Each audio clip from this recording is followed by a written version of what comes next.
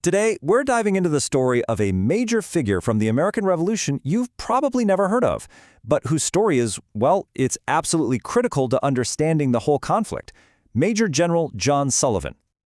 And right out of the gate, we're faced with a tough question that gets to the very core of his life. What if one of the Revolution's first bona fide heroes was also the man behind one of its most brutal, devastating campaigns? That's the contradiction we're going to unpack. So let's kick things off with Part 1, a revolutionary you've never met. So who exactly was this guy? Well, he was born in New Hampshire back in 1740, the son of Irish immigrants, and he worked his way up to become a pretty successful lawyer. Now, here's where it gets interesting. In 1772, he's appointed a major in the militia by the royal governor. He's an insider, but just 2 years later, he's a delegate to the First Continental Congress standing against the crown. Talk about a fast turnaround, right? And that incredible transformation leads us right into Part 2, Forging a Patriot. Now this is a pretty huge claim, but history backs it up. Long before the shot heard round the world at Lexington and Concord, John Sullivan led what you could absolutely call the first real act of armed rebellion against Great Britain. It all went down in December of 1774. The famous Paul Revere actually rode up to New Hampshire to give Sullivan a heads up. British troops were on their way to secure Fort William and Mary. Sullivan didn't hesitate. He gathered up some militia, stormed the fort, and made off with a massive haul. Gunpowder, 16 cannons, muskets, the whole shebang. And get this, not a single person was hurt. It was a clean, decisive strike. And the punchline? Those very same cannons and supplies were later used by the Patriots at the Battle of Bunker Hill. So, after a move like that, he gets noticed by the right people and his military career takes off. Which brings us to Part 3, Washington's General. And he wasn't just some background player. Look at this map of the Battle of Trenton, one of the most famous make-or-break moments of the entire war. After Washington crosses the Delaware, it's Sullivan's division coming in from the south that slams the door shut. They cut off the Hessian escape route right here, guaranteeing a huge victory that the Americans desperately needed. But his career was a real roller coaster. Sure, he gets promoted to Major General, but then he gets captured at the Battle of Long Island. He fights in all these other key battles, Princeton, Brandywine, Germantown, but controversy just seems to follow him. And that all leads to the one event that would define his life, the infamous Sullivan Expedition of 1779. All right, we need to spend some time here, because this is the part of the story that, well, it changes everything. Part 4, the Scorched Earth Campaign.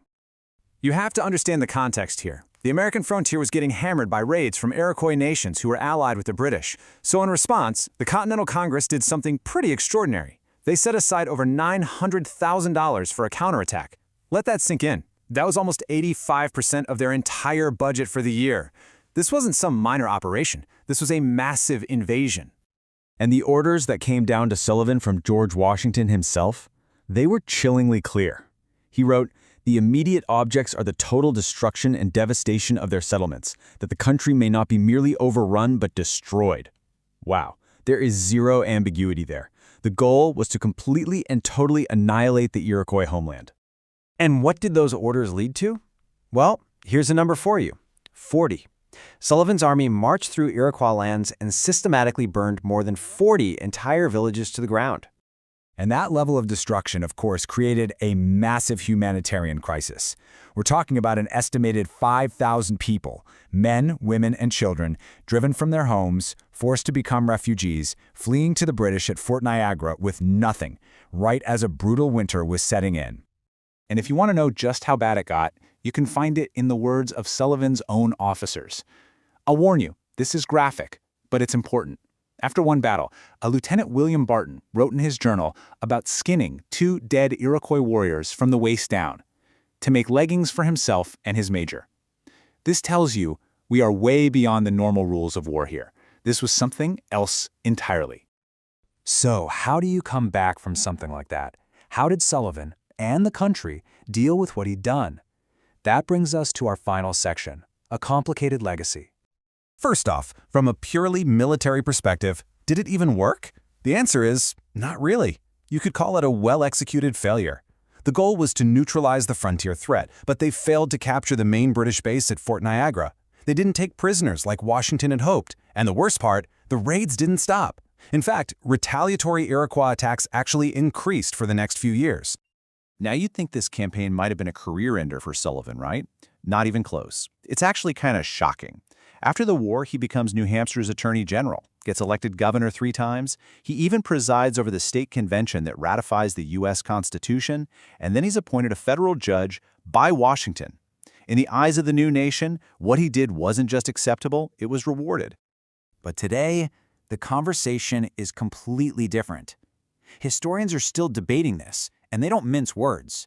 Many now use very serious terms to describe the campaign, like ethnic cleansing or even genocide. And that leaves us right back where we started, with this incredibly difficult question. How should we remember a founding figure like John Sullivan?